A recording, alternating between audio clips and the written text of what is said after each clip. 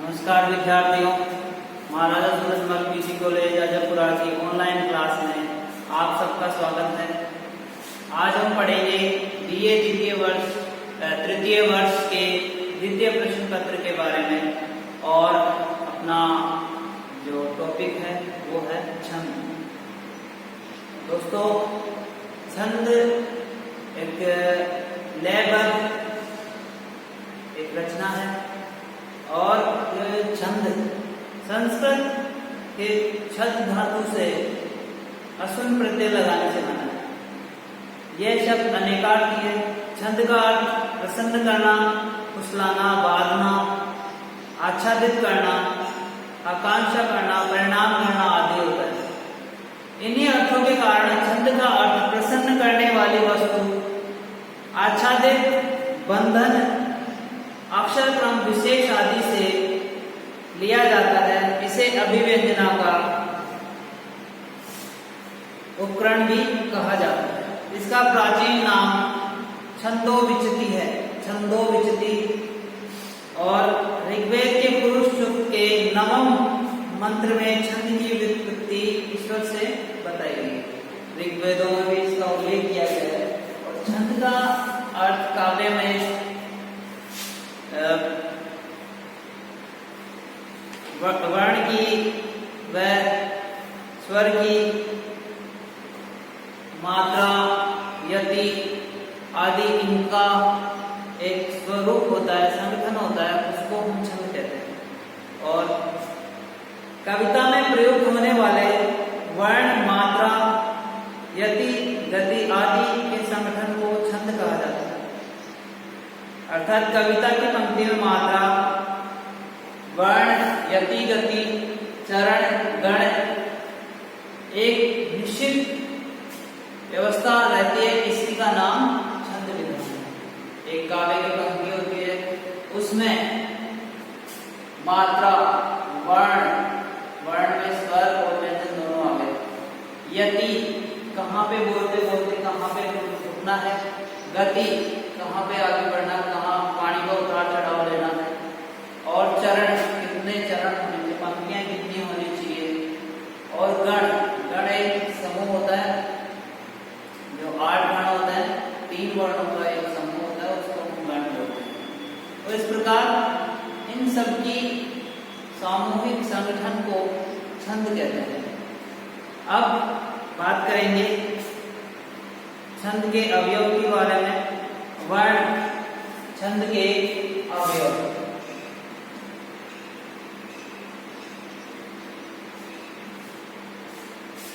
पहला है वर्ण। वर्ण में स्वर व व्यंजन दोनों आते हैं और स्वर अर्थात ए, आ, ई आदि, और वर्णों में 2 प्रकार के वर्ण होते हैं, स्वर और व्यंजन। इसके बाद में आता है मात्राएं, जिसमें एक लघु की मात्रा होती है, लघु या ह्रस्व, या एक मात्रा होती है दीर्घ। तो इनमें मात्राओं का ध्यान भी रखा जाता है छंद में। एक और जो लघु मात्रा होती है, लघु,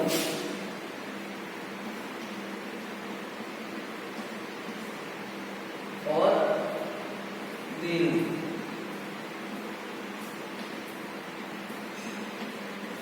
इसको गुरु मात्रा बोलते हैं। दीर्घ को गुरु मात्रा के नाम से जाना, और इनके प्रतीक चिन्ह लघु मात्रा के ये और स्थल। जब हम मात्रा गणना करेंगे तो उसमें बताएंगे जो लघु मात्रा है उसका प्रतीक चिन्ह खड़ी पाई, और दीर्घ मात्रा का प्रतीक चिन्ह है ये एस। इसका मतलब 2 मात्रा। जितने भी लघु स्वर हैं, अगर पंक्ति में स्वर या व्यंजन के साथ लघु मात्रा है तो उसकी गणना में खड़ी पाई का चिन्ह अंकित करेंगे। और यदि पंक्ति में किसी भी स्वर या व्यंजन में दीर्घ मात्रा है, दीर्घ स्वर की मात्रा है, तो गणना करने पर एस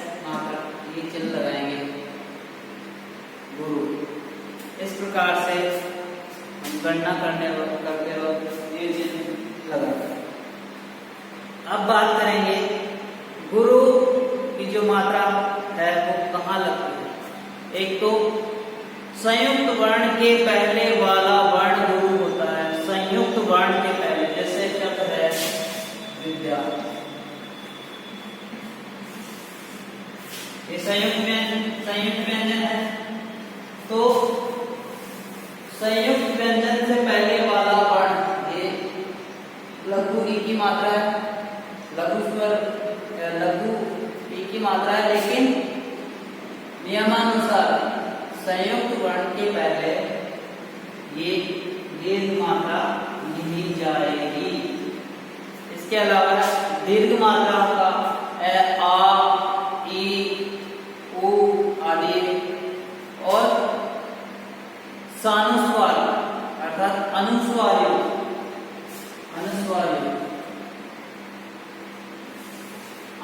युक्त मात्रा भी दीर्घ कहलाएगी। एक विसर्ग युक्त,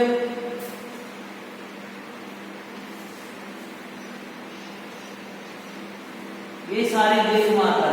यदि संयुक्त व्यंजन से पहले लघु स्वर की मात्रा है तो वहां पर लघु होते हुए वो दीर्घ कहलाएगा। अनुस्वार युक्त वर्ण होने पर भी गुरु की मात्रा गिनी जाएगी और विसर्ग होने पर भी गुरु की मात्रा गिनी जाएगी। और हलन से पूर्व व्यंजन, जैसे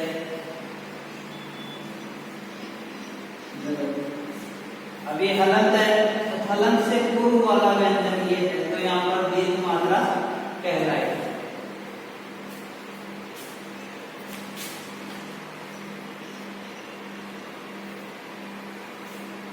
और ये जो लघु वर्ण ये तभी दीर्घ माना जाएगा जब इस पर ज्यादा जोर पड़ने में ज्यादा जोर पड़े। संयुक्त अक्षर के पूर्व वर्ण में गुरु मात्रा लगती है, चाहे वह पूर्व लघु हो या दीर्घ। संयुक्त अक्षर के पूर्व वर्ण में, संयुक्त अक्षर है इससे पूर्व वर्ण में जो दीर्घ मात्रा ही लगती है। आधे अक्षर की मात्रा की गणना नहीं होती, जैसे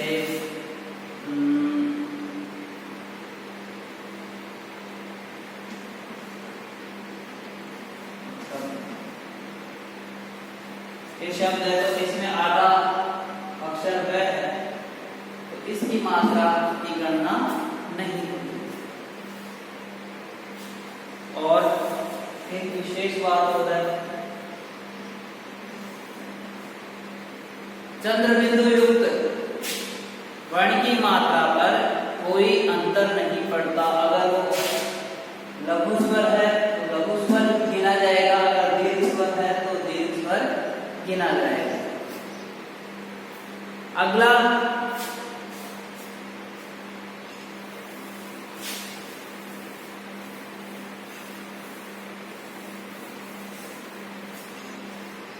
पहला तो क्या है वर्ण, दूसरा मात्रा। अब इसमें मात्रा में लघु व दीर्घ, ठीक है, दो मात्राएं होंगी। इसके बाद में आता है तीसरा चरण। चरण का अर्थ कविता की पंक्ति से, छंद की पंक्ति को चरण कहते हैं, इसे पद भी कहा जाता है। अगला है यति।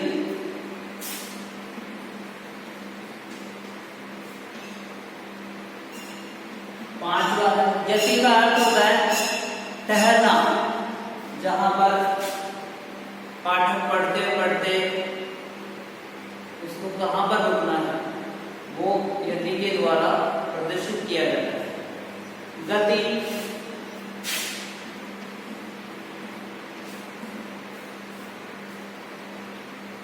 प्रवाह, लय या पढ़ने की गति को गति कहते हैं। छंद को प्रभावपूर्ण ढंग से पढ़ने पर जो लय उत्पन्न होती है और उसे गति कहते हैं, अर्थात गति के द्वारा छंदों में लय उत्पन्न होता है, छंद को लयबद्ध करता है गति, और इसके द्वारा छंद में संगीतात्मकता और ध्वन्यात्मकता संगीत और ध्वनि गति से ही आती है। अगला इसका है अवयव तुक।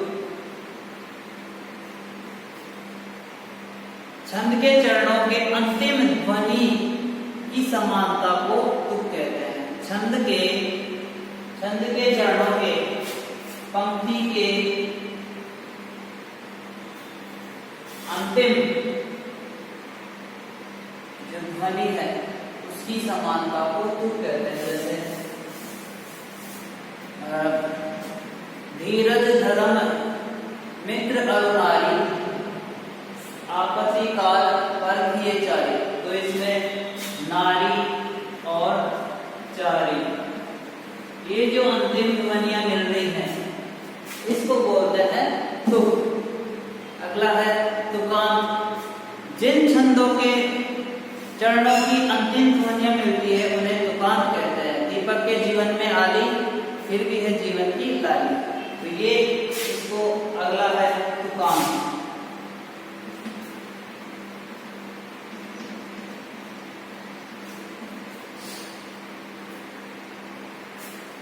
जिन छंदों के चरणों की अंतिम ध्वनियां मिलती है उन्हें तुकांत कहते हैं। और अगला है तुकांत।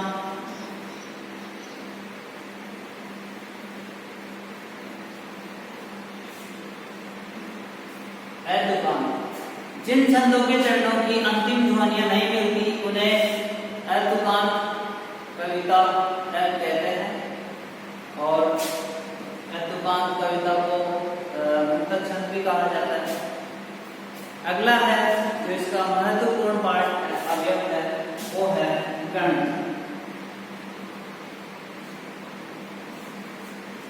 ये इसका महत्वपूर्ण पार्ट है गण। 3 वर्णों के समूह को गण कहा जाता है। इनकी संख्या 8 होती है। अब इसके बारे में अपन चर्चा करेंगे।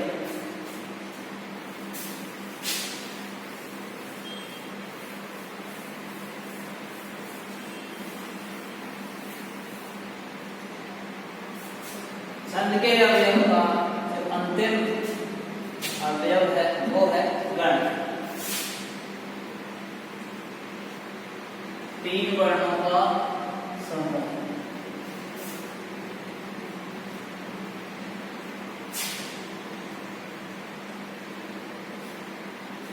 तीन वर्णों का समूह क्या कहलाता है? गण। और इनकी संख्या कितनी होती है? 8। 8 संख्या होती है। और गण सूत्र तो 8 गण होते हैं, उनको याद करने का एक सूत्र है ये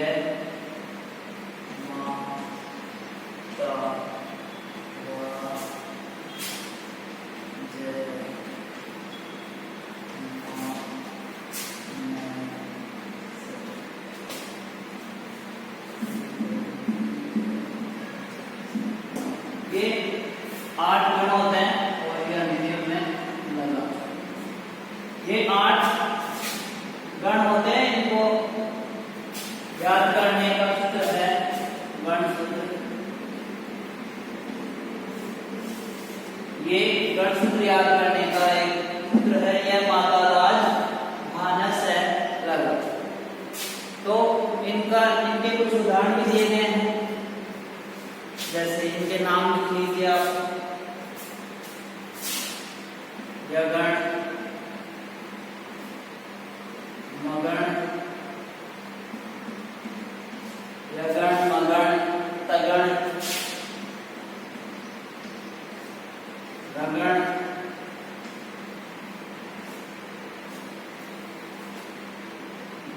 जगण, भगण,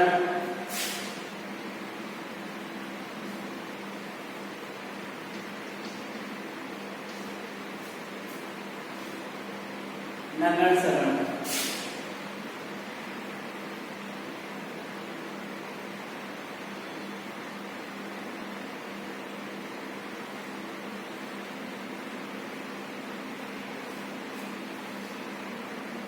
ये गण में मात्रा 5 मात्रा होती है। गण में देखिए ये गण में कितनी मात्रा होगी? यह मात्रा 1 4 4 2 2। तो इस मात्रा गण, इसमें हो गई 5 मात्रा। उदाहरण है यशोदा। यशोदा की गणना करेंगे तो मैंने बताया कि लघु स्वर या लघु स्वर की मात्रा से युक्त वर्ण क्या कहलाता है? लघु। तो यहाँ पर खड़ी करें। दीर्घ स्वर से युक्त व्यंजन, तो दीर्घ स्वर है ओ, तो यहाँ पर एस। ये भी दीर्घ स्वर है, तो यहाँ पर कितनी मात्रा होगी? इसी प्रकार से आगे यही क्रम चलेगा। मगन में 6 मात्रा,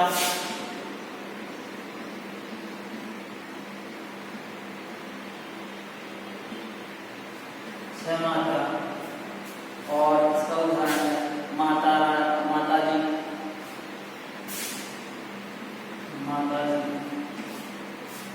इसके बाद में तगड़ में 5 मात्रा, तगड़ में उदाहरण है आश्चर्य।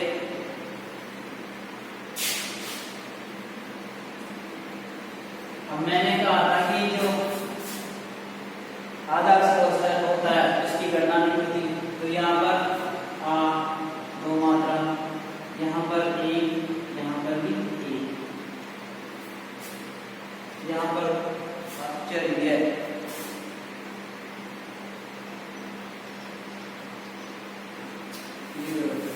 आकाश है, आकाश है। अब सही आकाश। इसके बाद में रगड़,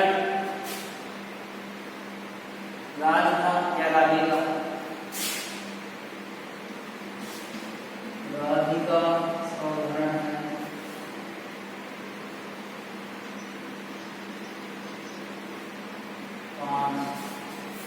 इसके बाद में जगन में मनोज,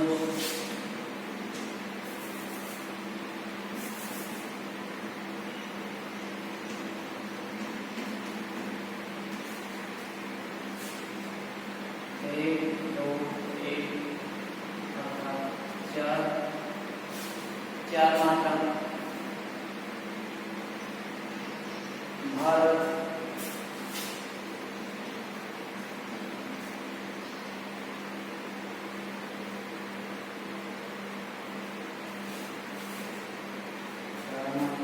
नगर में 3 मात्रा, नयन।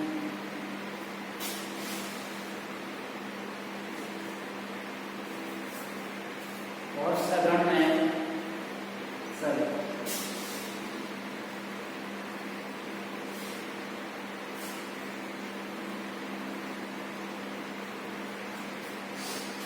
इस प्रकार से 8 गण है। इसको याद करने के सूत्र है, यह गण में यमाता, मगण में मातारा,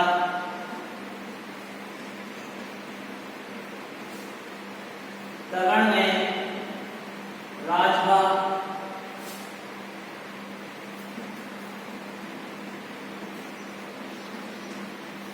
रगड़ में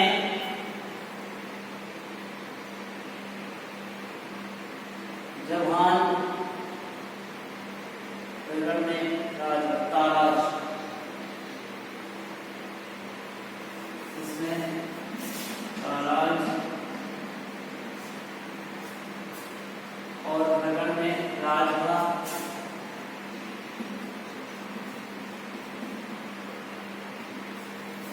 जगड़ में जवान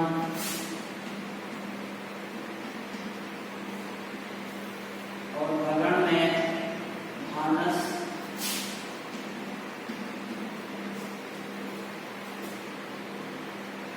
और नगड़ में नसल और सगड़ में सलगा। इस प्रकार ये गण सूत्र है। इस प्रकार ये उदाहरण है, ये इनकी मात्रा है। ये पूरा गण सूत्र का विवरण है। और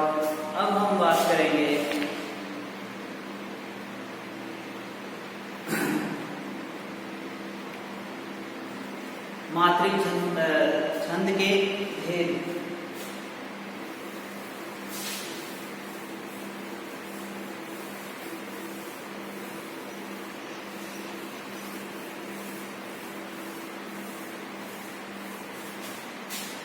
छंद के भेद।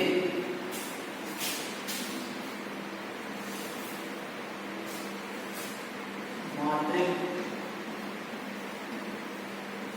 और वर्ण।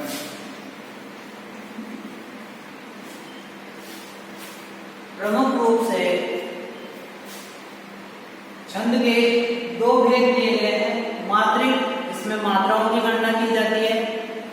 वर्णिक, जिसमें वर्णों के गणना की जाती है।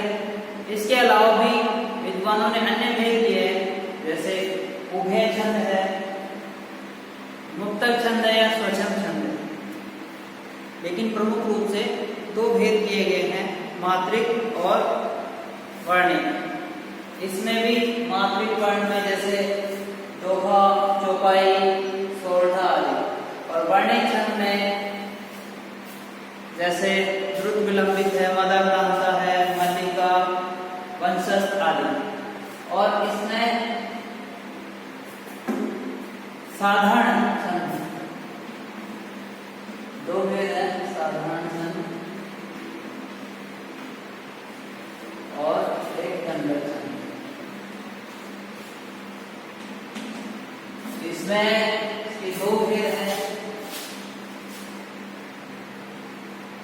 अर्धसममात्रिक और विषम सममात्रिक। अर्धसममात्रिक और विषम सममात्रिक। इसमें साधारण छंद में 26 वर्णों से तक के छंद को साधारण छंद कहा जाता है, और लास्ट 32 मात्रा के छंद को भी साधारण छंद नहीं गिना जाएगा। लेकिन जो दंडक छंद होता है वो 126 से अधिक या 32 मात्रा से अधिक मात्रा वर्णों के छंद को दंडक छंद कहा जाता है। अब हम बात करेंगे छंदों, जो हमारे सिलेबस में दिए गए हैं उन छंदों की बात करेंगे।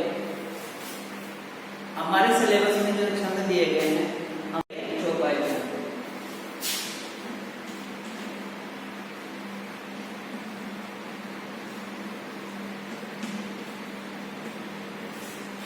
चौपाई छंद, यह सममात्रिक छंद है। इसमें 4 चरण होते हैं, 4 चरण सममात्रिक।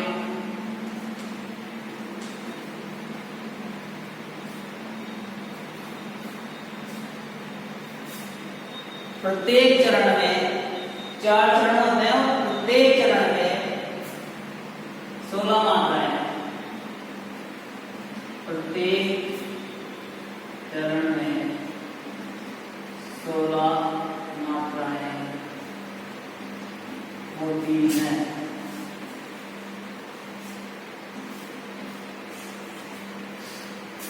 चार चरण होते हैं, प्रत्येक चरण में 16 मात्राएं होती हैं, और इसके अलावा ये सममात्रिक छंद है। चरण के अंत में लघु, गुरु लघु नहीं आता है, अर्थात जगण व तगण वर्जित है। जगण व तगण वर्जित है।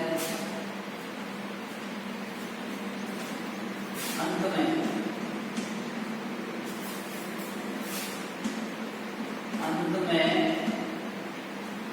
गुरु लघु जगण। इसके अंतिम चरण है या चरणों के अंत में गुरु व लघु नहीं आता, इसका मात्रक एस और इसका मात्रक बड़ी बड़ी। चरण के अंत में गुरु व लघु नहीं आते, अर्थात जगण व तगण वर्जित है। अब देखते हैं उदाहरण।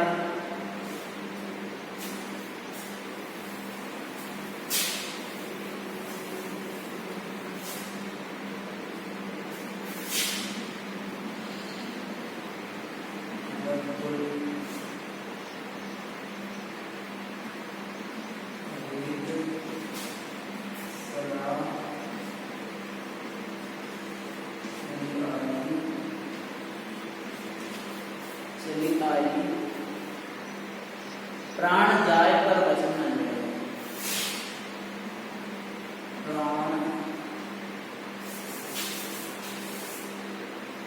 प्राण जाए पर वचन न जाए।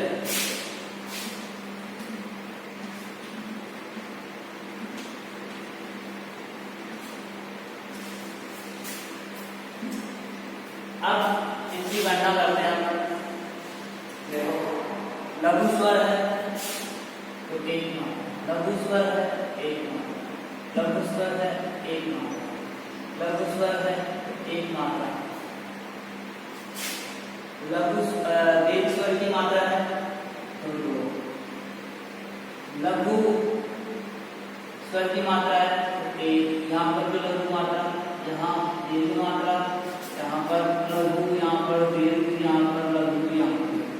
अब नियम में क्या बताया कि चरण के अंत में गुरु लघु है, तो यहाँ पे गुरु लघु नहीं है, दोनों गुरु है।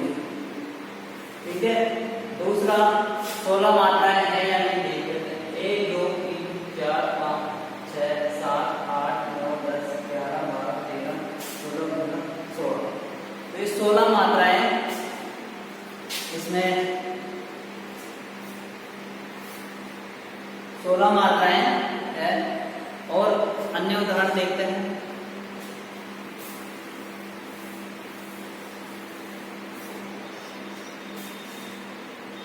इही विधि राम सबही समझावा, इही विधि राम सबही समझावा, गुरुपद पदम हर्षि सिरनावा। गुरुपद पदम हर्षि सिरनावा। एक अन्य उदाहरण है। जय हनुमान ज्ञान गुण सागर, जय कपीस तिहुँ लोक उजागर, रामदूत अतुलित बलधामा, अंजनी पुत्र पवन सुत नामा। इन पंक्तियों में भी चौपाई, हनुमान चालीसा में चौपाइयों का प्रयोग किया गया है। अगला हम देखते हैं दोहा छंद।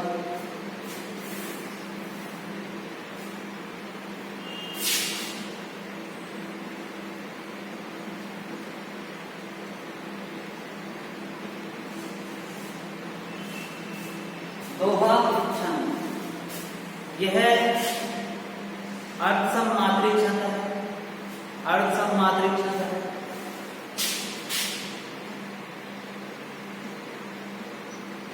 अर्ध सममात्रिक,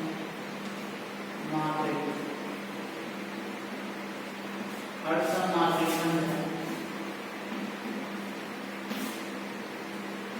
4 चरण,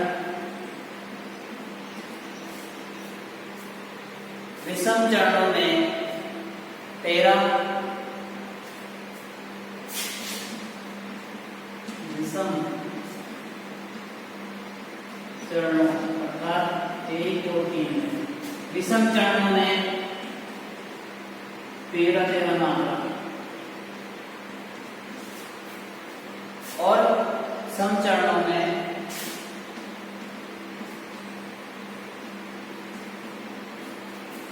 अर्थात 2 4 11 मात्रा।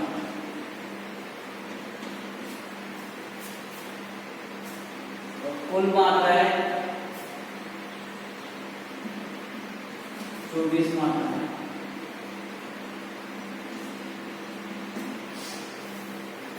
एक बार और देख लेते हैं। दोहा, इसमें 4 चरण होते हैं, अर्ध सममात्रिक छंद है। इसके अलावा विषम चरणों में अर्थात 1 और 3 में 13 मात्राएं होती हैं। वह सम चरणों में अर्थात दूसरे और चौथे में 11 मात्रा होती है। कुल 24 मात्राएं होती हैं। अंत में गुरु लघु आते हैं। अंत में गुरु लघु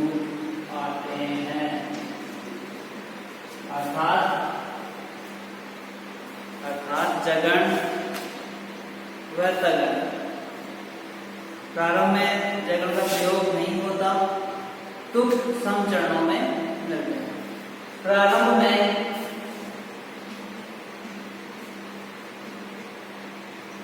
जगण नहीं होता,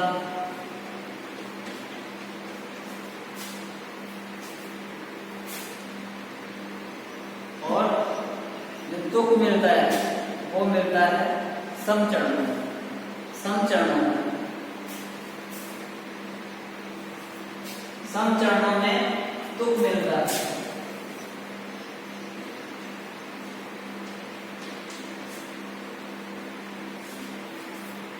एक बार और देख लीजिए, अर्ध सममात्रिक छंद होता है दो, इसमें 4 चरण होते हैं, प्रत्येक चरण में 24 मात्राएं होती है। विषम चरणों में अर्थात पहले तीसरे में 13 मात्रा होती है। सम चरणों में अर्थात दूसरे चौथे में 11 मात्राएं होती है और तुक उन्हीं में मिलता है। कुल 24 मात्राएं होती है। अंत में गुरु लघु नहीं आते, गुरु लघु आते हैं, अंत में गुरु लघु आते हैं अर्थात जगण तगण। प्रारंभ में जगण नहीं होता, प्रारंभ में जगण का प्रयोग नहीं होता। इस प्रकार से विशेषताएं हैं। अब देखिए उदाहरण।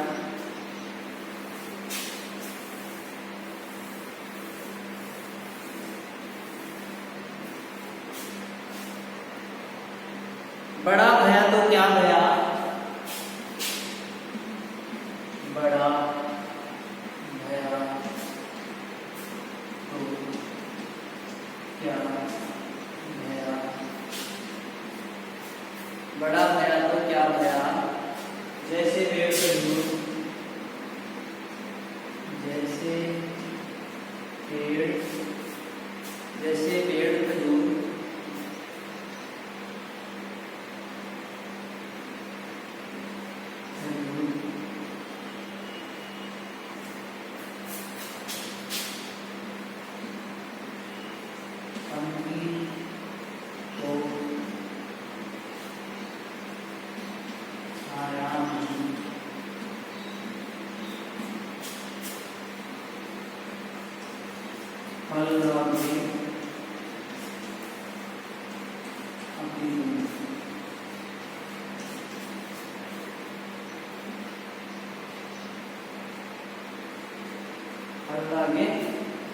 अतिथि। अब हम इनकी गणना करते हैं।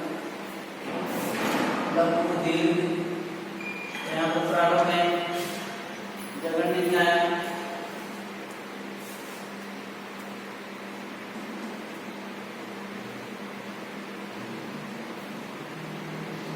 यहाँ पर दीर्घ दीर्घ दीर्घ लघु दीर्घ। यहाँ तक पहला चरण कंप्लीट हो गया। तो यहाँ पर मैंने बताया था कि विषम चरणों में पहले और तीसरे में, ये तीसरा चरण है, ये दूसरा चरण है, ये दूसरा चरण है, ये पहला चरण है, ये तीसरा और ये चौथा। इस प्रकार ये 4 चरण है। हम देखेंगे पहले चरण में 13 मात्रा है क्या नहीं। 3 4 4 6 10 10 3 13 हो गया ना। आगे देखते हैं। 2 6 7 8 10 और 11। यहाँ पर चौथा चरण में 11 मात्राएं होगी। यहाँ पर भी देख लीजिए, दूसरे चरण में 11 मात्राएं हैं, पहले चरण में 13। यहाँ पर देखिए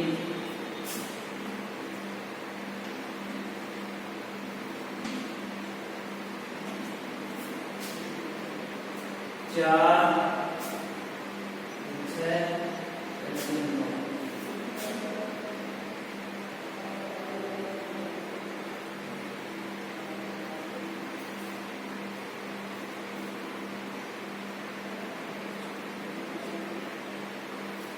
यहाँ पर तुक मिल रहे हैं, विषम चरण। इस प्रकार अन्य उदाहरण देखिए।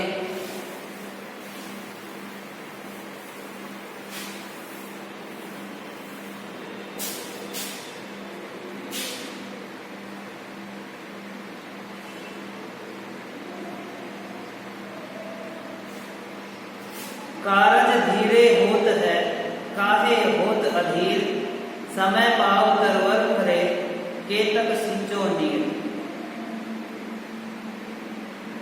कारज धीरे होत है काहे होत अधीर, समय पाए तरवर भरे केतक सिंचो नीर। कितना ही नीर सिंचो लेकिन मौसम आने पर ही पेड़ों पर फल लगते हैं, पेड़ विकसित होते हैं।